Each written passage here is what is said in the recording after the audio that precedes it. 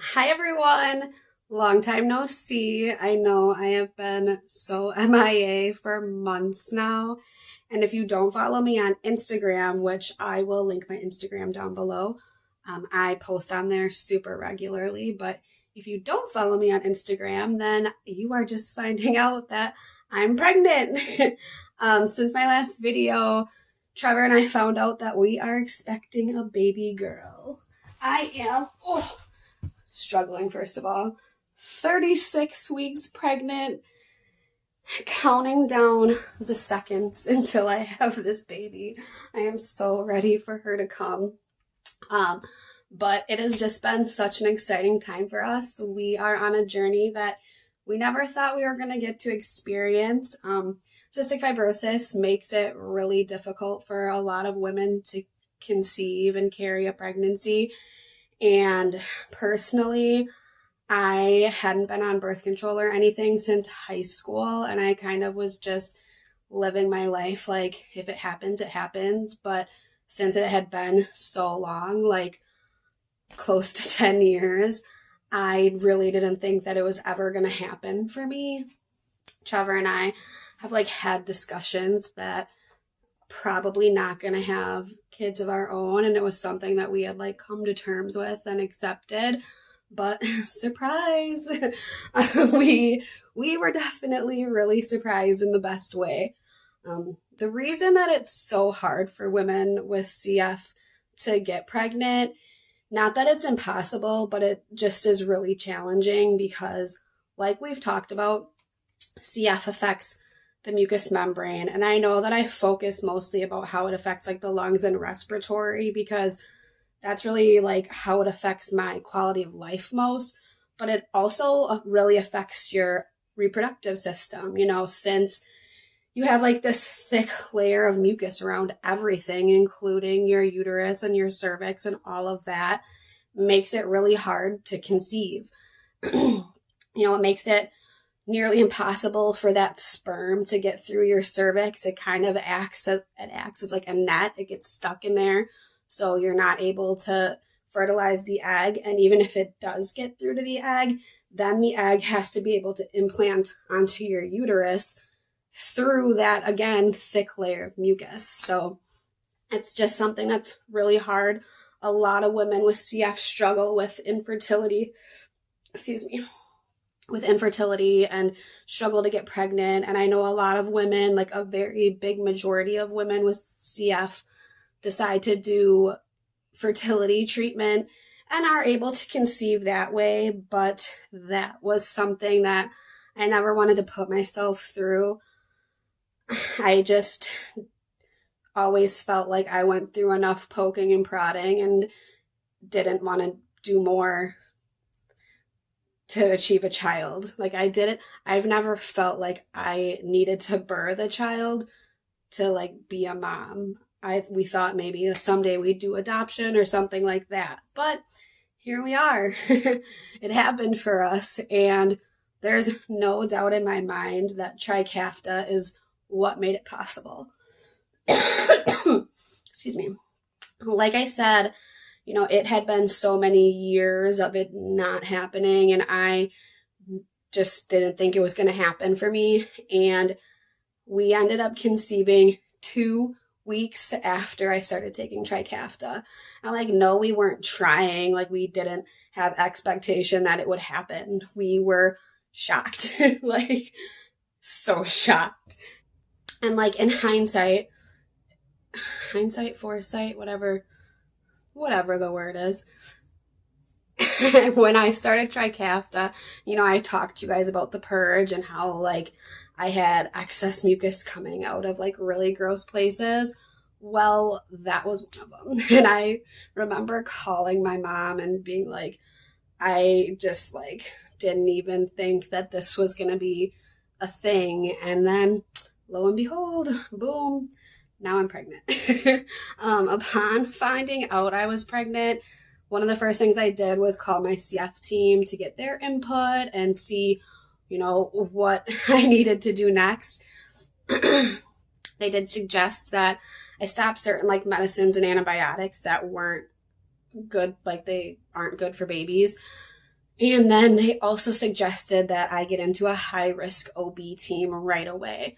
Once I was referred to my high-risk OB, Trevor and I had our first appointment with them. I think I was 8 weeks at our first appointment. So they did an ultrasound and saw the baby and saw the heartbeat and gave me my due date, which is October 27th, which is like right around the corner. This pregnancy has flown by.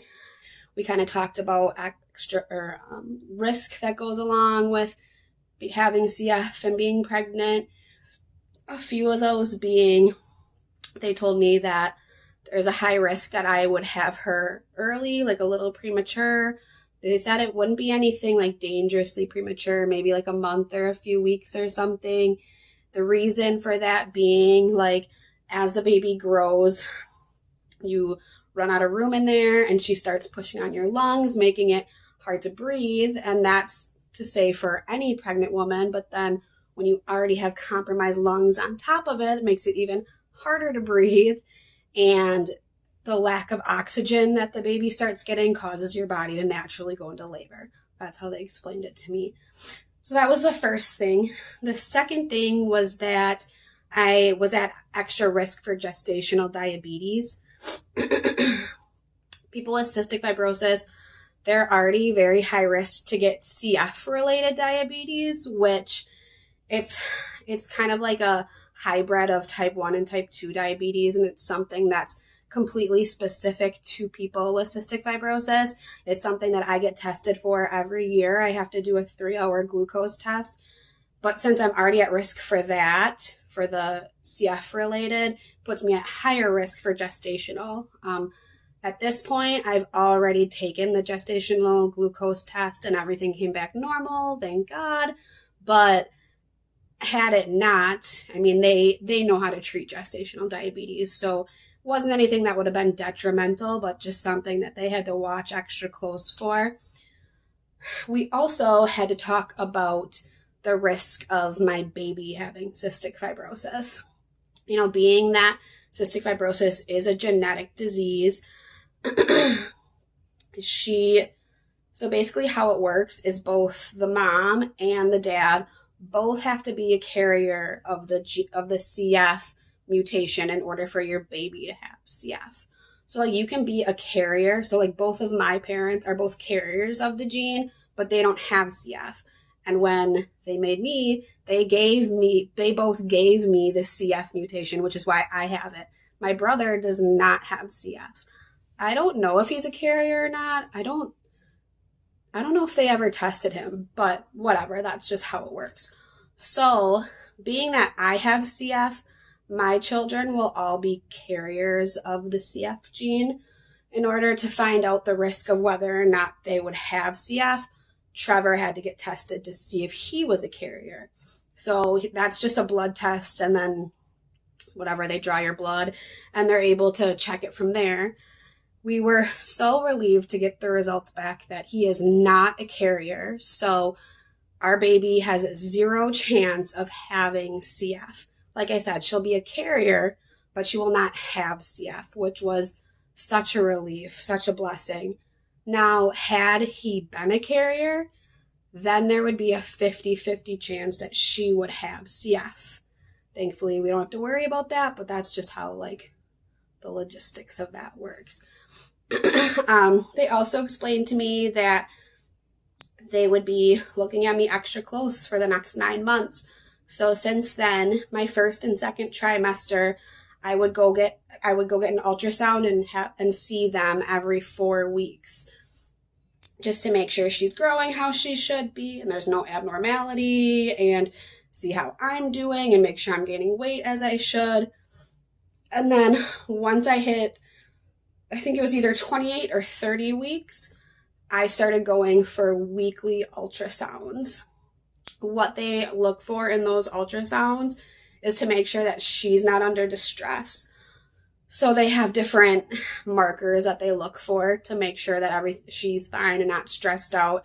And if at any point any of those markers would come back negative, then they would do additional stress testing and decide if it was time to induce from there. So far, everything's been good. She is way more than content in there, like way more than I'd like her to be, like get out of me. But they also did tell me that even if I did make it full term, they would induce me at 39 weeks, just because at that point, your baby is technically considered full term. They won't suffer at all coming out at that point. And if anything, at that point, I would be suffering, which I wouldn't say that I'm suffering, but I definitely am feeling it. You know, I'm definitely over it. I'm definitely ready for her to be here. We also had to talk about whether or not I should continue taking Trikafta. This is a really new drug, and there's never been any human tests about how it would affect a baby if a mom is taking it while she's pregnant.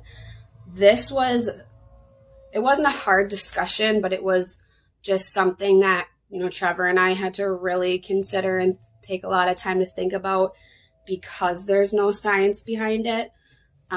Both my OB and my CF team highly, highly encouraged me to stay on it.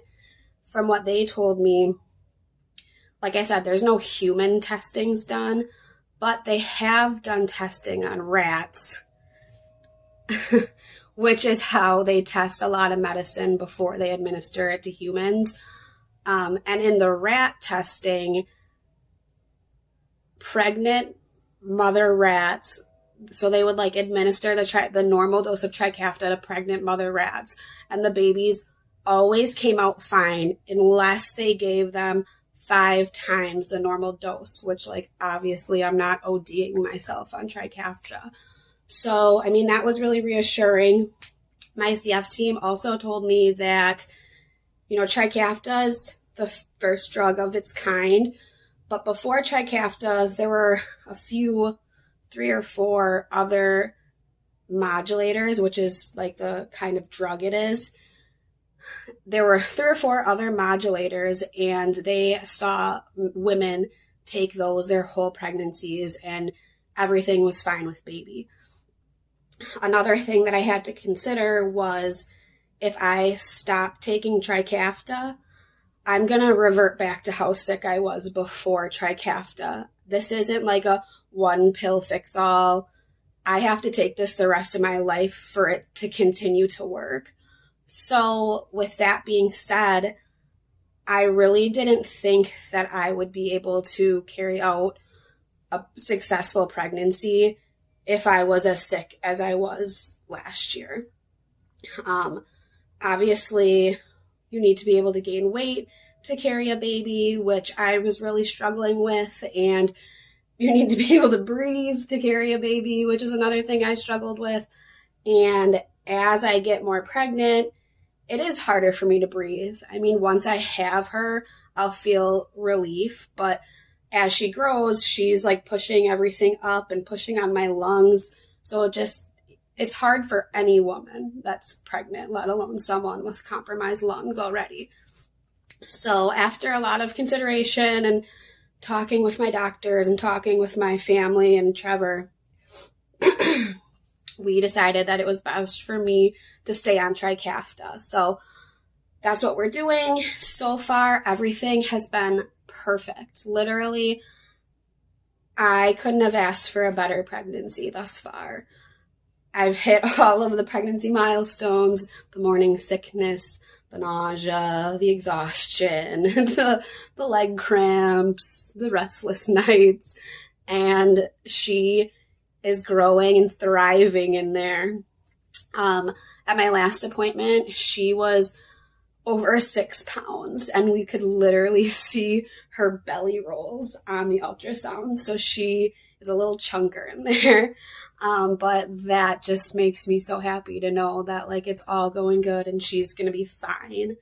Another thing that I have discussed with my OB is kind of doing some extra testing on her once she's here, just to make sure that, you know, like for people taking Trikafta, we have to do extra liver testing because it can be really hard on our liver.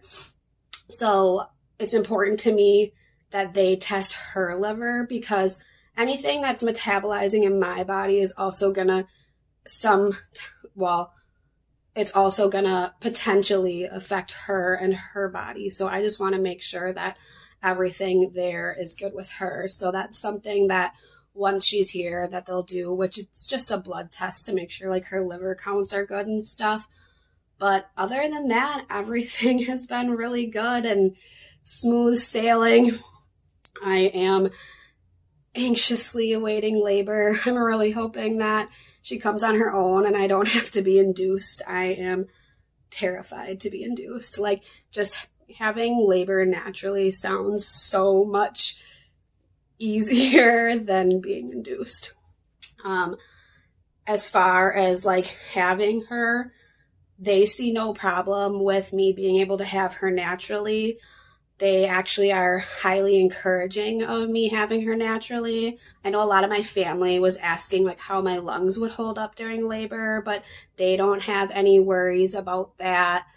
I just recently did a PFT and my PFTs are still improving even with being 36 weeks pregnant. So that is amazing. They actually, so I did my PFT, I think it was 2 weeks ago, and they were the best that they have on record down here in Florida. So that's been over 5 years and they were really happy with that. I'm really happy with that. I did start having like really, really intense shortness of breath about around like 32-ish weeks. And I was getting really concerned because it was like I would like stand up and walk into my kitchen and was like, but once she flipped and like dropped low and kind of like dropped down off my lungs and diaphragm, that has been majority relieved. So that was like a huge relief because I was getting really worried for a second there. So if you have CF and are pregnant and are experiencing that, just give it some time. I know there's like movements and stuff that they say you can do to try to help your baby flip and drop, and you will feel like literally I felt the moment that she dropped and I felt instant relief, and it has been 100 times better since then. So yeah, that's pretty much what I've been up to the last 9 months. Making a baby, hiding out, staying away from COVID. I have been staying quarantined. Like I said, I found out I was pregnant, and then literally like 3 weeks later was when COVID hit and everything shut down. So since then, I haven't gone back to work. I'm ready for her to be here. So is Trevor. We're like so excited. I am trying to do anything I can to induce labor at this point. So if it goes my way, she'll be here within the next week, which was why I was like, okay, I need to pop on and make a video while I'm still pregnant. I can't just all of a sudden pop up with a baby. So much more exciting stuff to come. Like when I started this channel and kind of like started showing my journey with Trikafta, I never in a million years thought that we would be at this point, let alone so quickly. Like, I swear I was in shock. I still kind of feel like I'm in shock about being pregnant, but it definitely took a really long time to like settle in and whatever. But I am so happy to be able to share this with you guys, and thank you for following with me. If you want to keep updated, hit the like and subscribe and the bell down below, and it'll notify you whenever I post videos. Bye everyone. Have a good night.